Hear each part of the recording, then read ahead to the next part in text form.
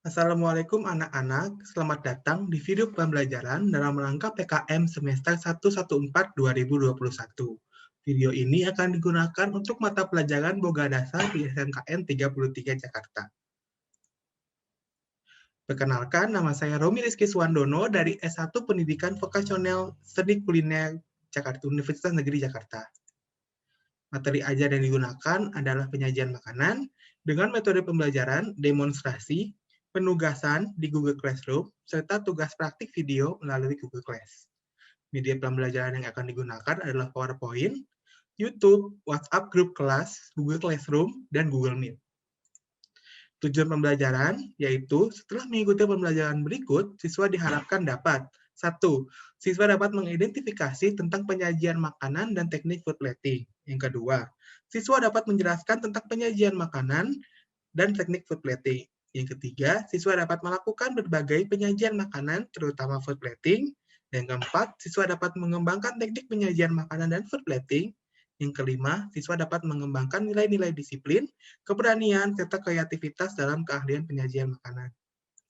Nah, kita mulai dengan definisi penyajian makanan, yaitu merupakan suatu cara untuk menyuguhkan makanan kepada orang atau para tamu untuk disantap secara keseluruhan yang berisikan komposisi yang diatur dan telah disesuaikan dengan permainan warna yang disusun secara menarik agar dapat menambah nafsu makan.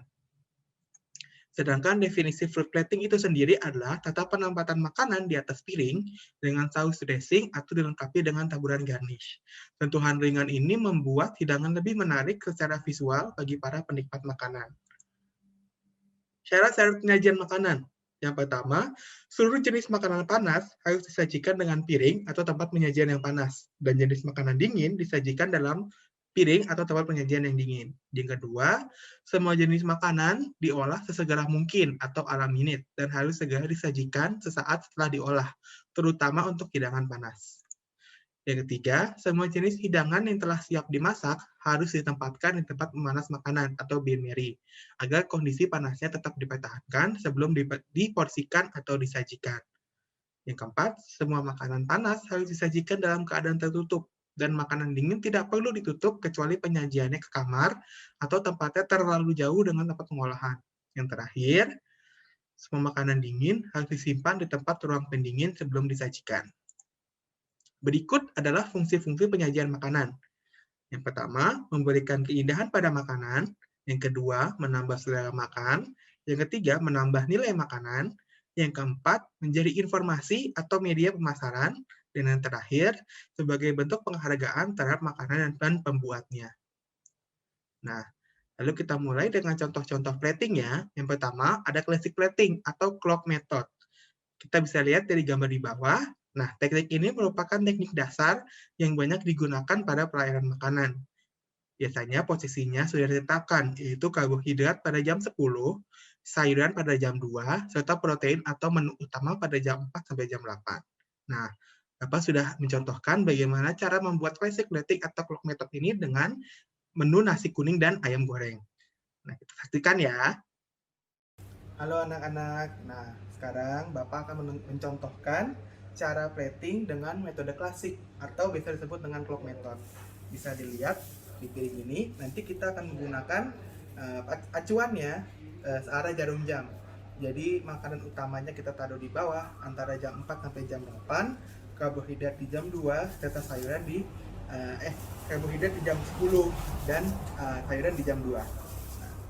Kita mulai ya. Pertama-tama kita letakkan dulu main dishnya atau ayamnya. Kita akan pakai ayam. Kita taruh di sini ya. Nah, kita taruh di bawah.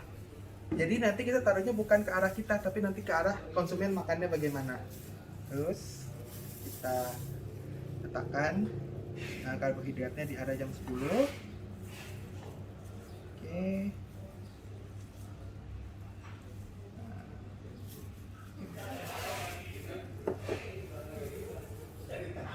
Kita pakai tisu atau lap untuk mengambil kotoran ya. Jadi dia tetap rapi, tetap bersih piringnya.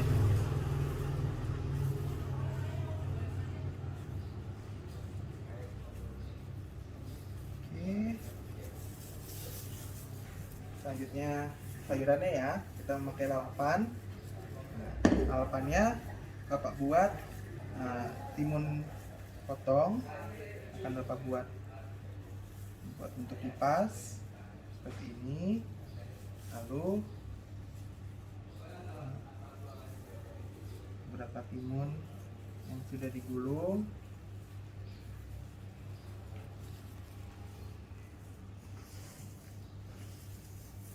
Terus ada wortel sebagai daunnya.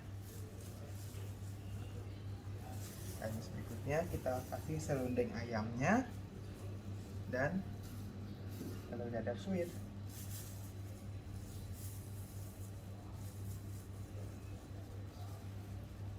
Nah, udah jadi ya. Nah, ini untuk classic method seperti ini bentuknya. Jadi makanan utama ada di bawah di jam 4 sampai jam 8, kalau bekerja di jam 10 kita sayuran di jam 2. Kalau misalnya nanti ada tambahan lagi, misalnya kerupuk atau saus, bisa ditaruh di antaranya atau di tengahnya seperti ini. Nah, sudah kita lihat kan bagaimana cara membuat classic plating dengan clock method ini. Nah, menarik bukan? Nah, berikutnya kita lanjutkan ke tipe plating yang kedua, yaitu landscape plating atau line method, yaitu terinspirasi dari lanskap taman. Pada jenis plating ini, makanan umumnya disusun dalam bentuk garis yang simetris, baik di atas satu garis atau beberapa garis yang bersinggungan. Seperti gambar di bawah ya. Nah, Bapak juga sudah membuat video untuk mencontohkan bagaimana cara membuat landscape plating atau dengan line method ini. Dengan menu yaitu coklat pie dan strawberry pie with strawberry jam and chocolate sauce. Bisa kita lihat ya videonya. Nah, anak-anak, berikutnya Bapak akan mencontohkan plating metode landscape atau metode garis. Nah, biasanya kalau untuk metode landscape, ciri utamanya itu makanannya rendah dan biasanya bentuknya simetris atau lurus. Nah, untuk kali ini Bapak akan menggunakan brushing method untuk menyebarkan sausnya.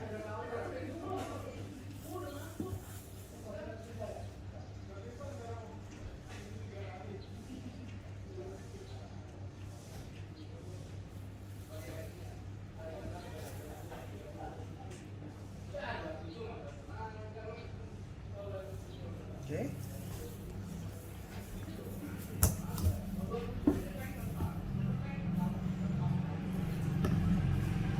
Berikutnya kita letakkan main ingredients-nya di sini pie. Jadi dishnya itu dessert ya. Di sini pie. Sama seperti tadi, kotoran ada crumbs. Kita bersihkan supaya piringnya tetap bersih, tetap pristine. Berikutnya kita menggunakan garnishnya, ada coklat chips kuping gajah.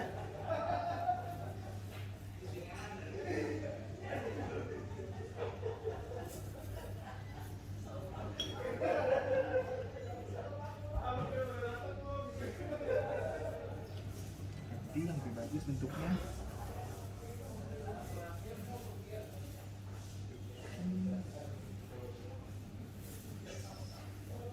Tambahkan lagi dengan strawberry segar ya. Sini. Jadi ada tempat tidurnya strawberry-nya.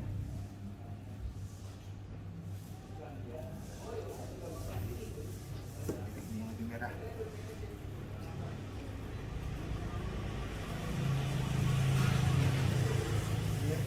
Berikutnya untuk sausnya lagi, Bapak akan menggunakan coklat saus.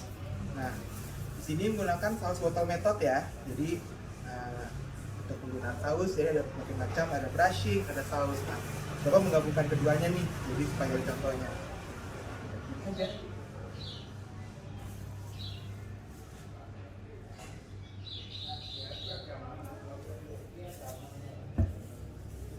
Finish, selesai hasilnya. Bersihkan lagi crumbs dan sisa saus yang ada di pinggirannya.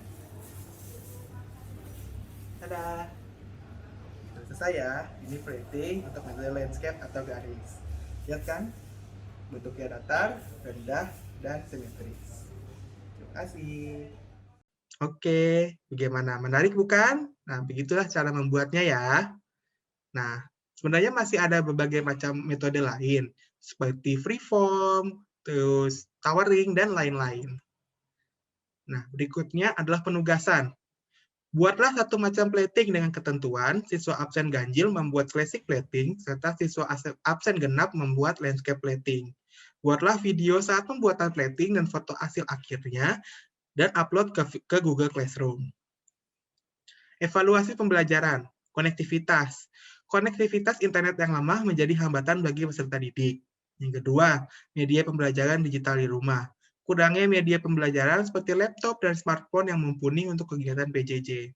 Nah, yang ketiga, kurangnya alat pembelajaran, yaitu peserta didik tidak memiliki alat masak dan alat saji yang baik dan tepat untuk tugas praktek di rumah. Metode penilaian dilakukan adalah dengan metode keterampilan, pengetahuan, dan sikap.